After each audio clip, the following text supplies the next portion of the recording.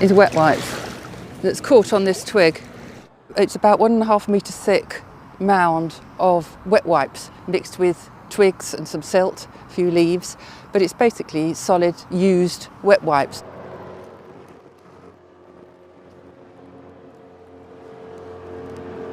It comes from people's houses. This starts life in people's bathrooms. People are using wet wipes in their bathrooms and then they're thinking, yuck, I'll flush that down the loo. There's no biodiversity there at all. All the small animals you'd expect to see on riverbanks and on foreshores is gone.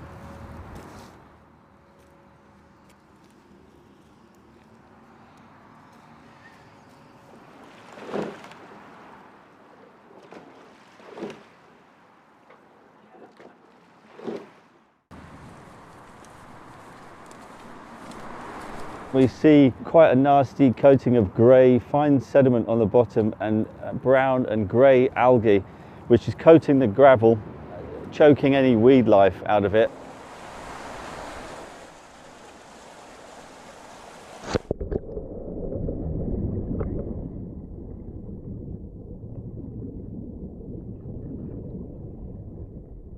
Our analyst can tell if it's happened by looking at water industry data, flow data, taken on 15-minute intervals.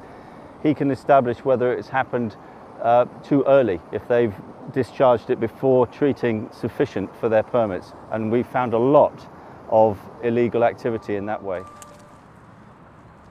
The actual chemicals, the hormones, the drugs, the bacteria, the human waste, the heavy levels of phosphate and nitrate and ammonia, that all comes out here, and that makes its way down into the River Windrush and then into the River Thames.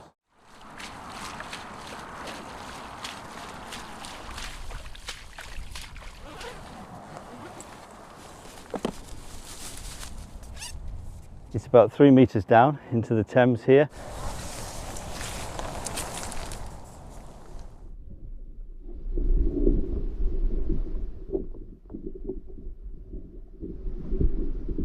Every time we've come, it's been worse than the last. It's dreadful. It's really bad.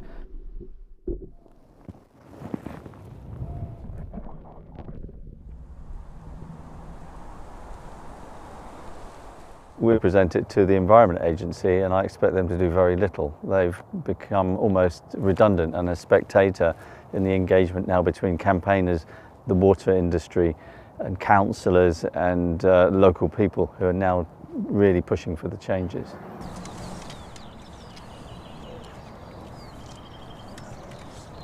It's disgusting and we shouldn't have to put up with this.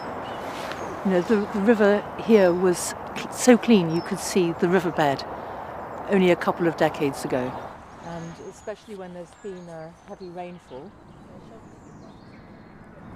The aim is that we're going to try and get designated bathing water status, which will mean that the Environment Agency are obliged to monitor regularly and try and impose some sanctions on Thames Water.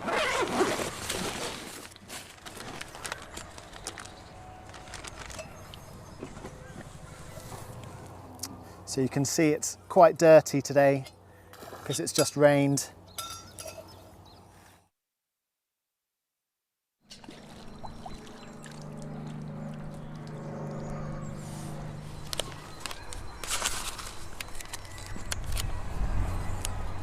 It'll be the second river in the whole of the UK to have a bathing water status. So hopefully other rivers will follow suit and other water companies will take note that they can't get away with dumping their waste in the river and polluting our environment.